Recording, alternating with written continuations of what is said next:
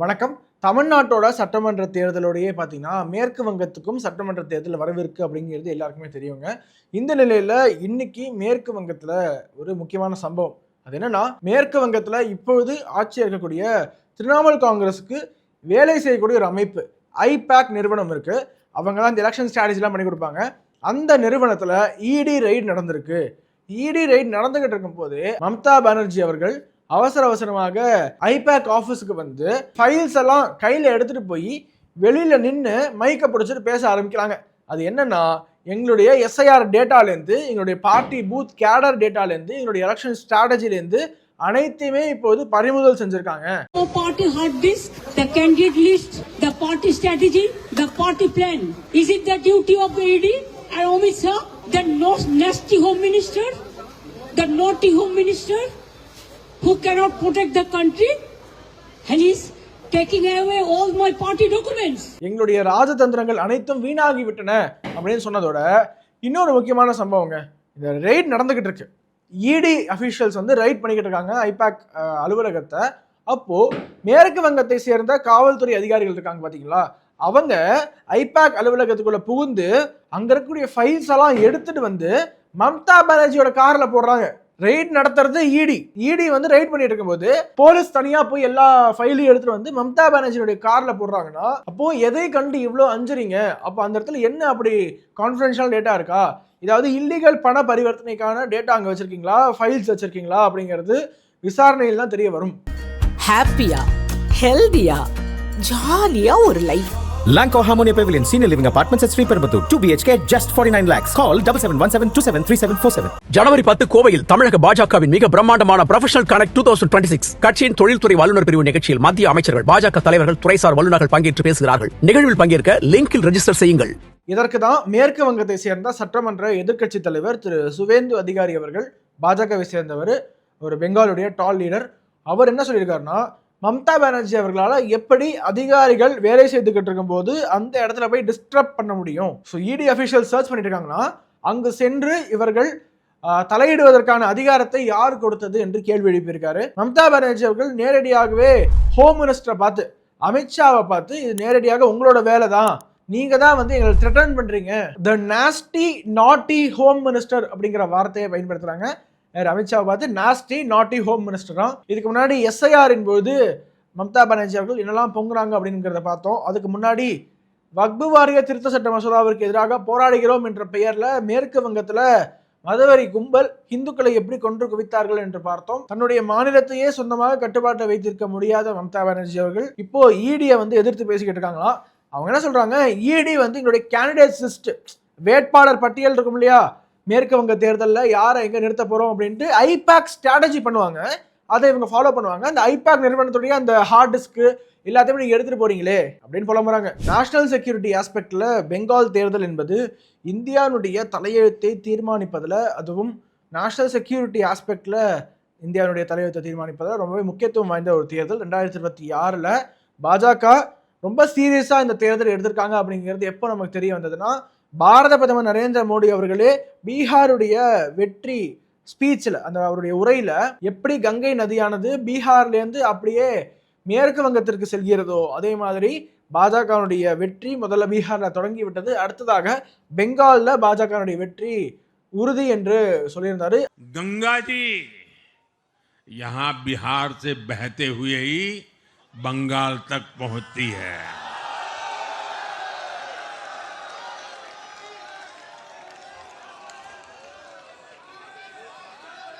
बिहार ने बंगाल में भाजपा की विजय का रास्ता भी बना दिया है.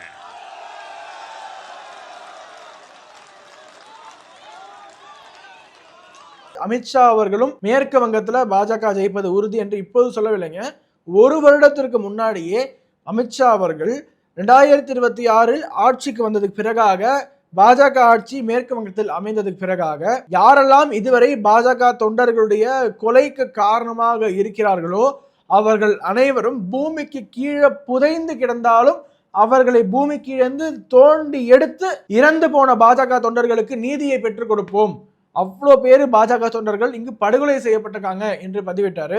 सारे हजारों की संख्या में बैठे हुए मेरे मंडल के पदाधिकारियों को ये वादा करना चाहता हूं कि यहां तृणमूल की सरकार जाते ही हमारे कार्यकर्ताओं के हत्या के अपराधियों को जमीन में गाड़ा है तो भी बाहर निकालकर सजा करने का काम करें.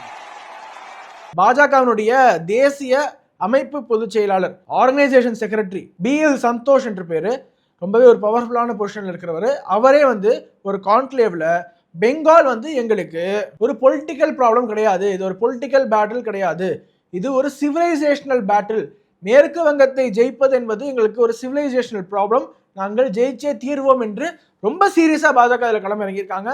ரொம்ப க்ளோஸான ஒரு கான்டெஸ்டாகவும் இருக்கும் போது அடுத்தடுத்து பெங்கால் என்ன நடக்குது என்று பொறுத்திருந்து பார்ப்பதில் நானும் உங்களோட ஆர்வமா இருக்கேன். अपने बंगाल फिर से दूसरे बार का है, इसके लिए मैं करता हूँ. Bengal is not a political battle for us, it is a civilizational battle for us. We look it in the same way. To save India we have to win Bengal, not to, that will not be our 19th or 20th state. To save India from a big demographic challenge, we want to win Bengal and we will win it done. அடுத்தபடியாக ஒரு முக்கியமான international செய்தி, நீங்க காலையிலேருந்து இந்த ஒரு நியூஸை பார்த்துருப்பீங்க. அது என்னன்னா 500% வரி. யார் மேல? யாரெல்லாம் ரஷ்யாவிடமிருந்து கச்சா எண்ணெயை வாங்குகிறார்களோ அவர்கள் மீது அமெரிக்கா 500% வரியை விதிப்பதாக திட்டமிட்டுள்ளது. இதற்கு ட்ரம்ப் அவர்களே ஒப்புதல் அளித்ததாக ஒரு செய்தியை பார்த்தீங்களா? ஆக்சுவலி இது என்னன்னா, இந்த பில்லோட பேரு ரஷ்யா சாங்ஷன்ஸ் பில். அதாவது ரஷ்யாவை தனிமைப்படுத்த போறோம், ரஷ்யா கிட்ட இருந்து யாரும் கச்சா எண்ணெயை வாங்கக்கூடாது, ரஷ்யாவிடமிருந்து யாரும் எந்த பொருளும் வாங்கக்கூடாது என்றால் அதற்காக அமெரிக்கா இப்படி செய்தால்தான் மற்ற நாடுகள் பயந்து நடுங்கி ரஷ்யாவிடமிருந்து அவர்கள் ப்ரொக்யூர் செய்வதை அல்லது ட்ரேட் செய்வதை நிறுத்திக் கொள்வார்கள் என்ற ஒரு கற்பனையில என்ன பண்ணியிருக்காங்க, 500%. அது எதற்காக? எந்தெந்த நாடுகள் எல்லாம் ரஷ்யாவிடமிருந்து பொருட்கள் எண்ணெய் வாங்குகிறார்களோ அந்த நாடுகள்லேருந்து அமெரிக்காவுக்கு ஏற்றுமதி செய்யப்படக்கூடிய குட்ஸ். அப்போ மோரார்லெஸ் இந்த 500% டாக்ஸை யார் பே பண்ணுவா? அமெரிக்கன் சிட்டிசன்ஸ் மேல 500% டாக்ஸ் போட்டு நீங்க தான் அவர்களுடைய வாழ்வாதாரத்தை வயிற்றில் அடிச்சிட்டு இருக்கீங்க. இந்த பில்லுக்கு தான் யூஎஸ்னுடைய இரு அவைகளிலுமே வாக்களிக்கப்பட்டு அப்புறமா பிரசிடென்ட்டுக்கு முழு பவர் கொடுக்கப்படும். என்ன பவர்? யாரெல்லாம் ரஷ்யாட்டேருந்து வாங்குறாங்களோ எல்லார் மேலேயும் 500% டாக்ஸ் போடுங்க அப்படிங்கிற பவர் பிரசிடென்ட் கொடுக்கப்படுமா?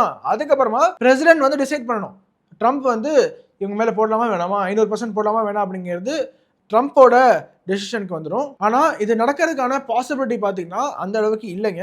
இது நடந்ததுன்னா பல எக்கானமிஸ் கொலாப்ஸ் ஆகும். அதை தவிர ட்ரம்ப் என்ன நினைச்சுக்கிட்டு இருக்காரு, இந்த மாதிரிலாம் நம்ம டேரிஃப் போடுறதன் மூலமாக வருவாய் பெருகுகிறது.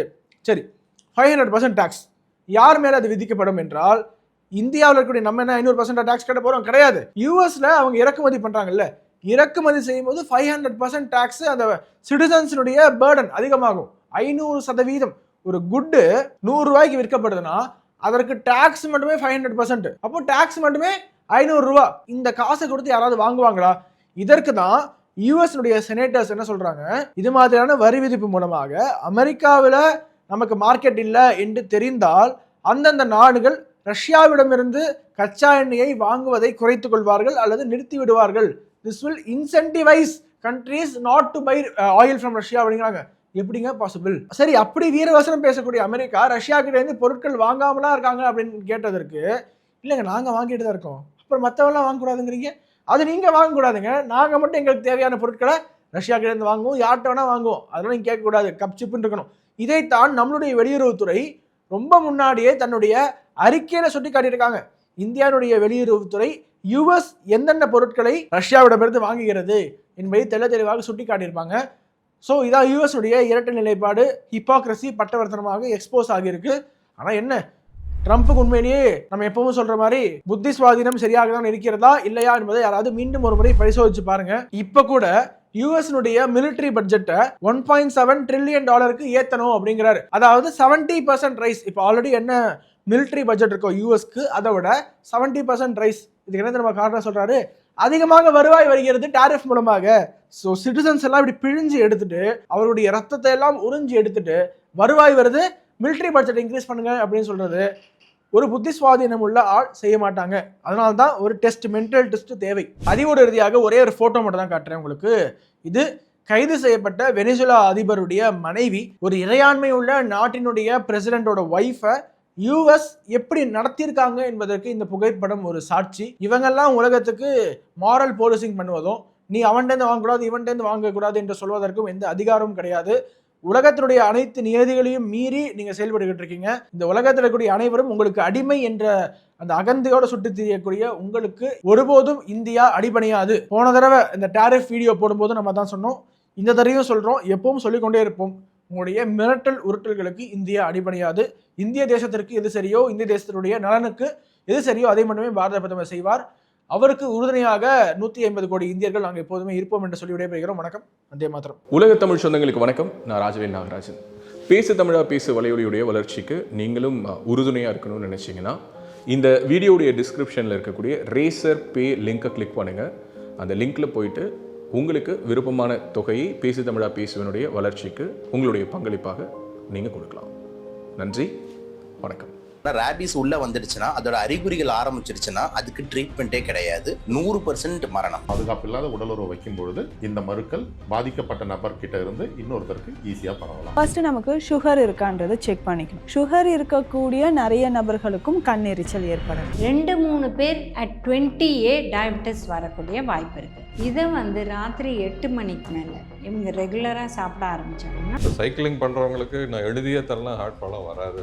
பேசு தமிழா பேசு சேனலுக்கு ஆதரவு தந்து கொண்டிருக்கக்கூடிய பார்வையாளர்களுக்கு வணக்கம். அரசியல் ஆன்மீகம்னு மட்டும் இல்லாம இப்போ ஹெல்த்லயும் நம்ம வந்தாச்சு. ஹெல்த் சம்பந்தமான பிரச்சனைகளுக்கும், ஹெல்த் டிப்ஸுக்கும், ஹெல்த் கேருக்கும், இல்ல ஹெல்த் பத்தி ஏதாவது தெரிஞ்சுக்கணும் அப்படின்னு நினைச்சீங்கன்னா ஹெல்த் குரு சேனல் கண்டிப்பா உங்களுக்கு யூஸ்ஃபுல்லா இருக்கும். பேசு தமிழா பேசு சேனலுக்கு கொடுக்கக்கூடிய இதே சப்போர்ட்டை ஹெல்த் குரு யூடியூப் சேனலுக்கும் கொடுத்து அந்த சேனலை சப்ஸ்கிரைப் பண்ணி உங்க நண்பர்களுக்கு ஷேர் பண்ணும்படி கேட்டுக்கிறோம். நம்ம ஹெல்த் குரு சேனலோட லிங்கை டிஸ்கிரிப்ஷன்ல தரோம், மறக்காம செக் பண்ணி பாருங்க.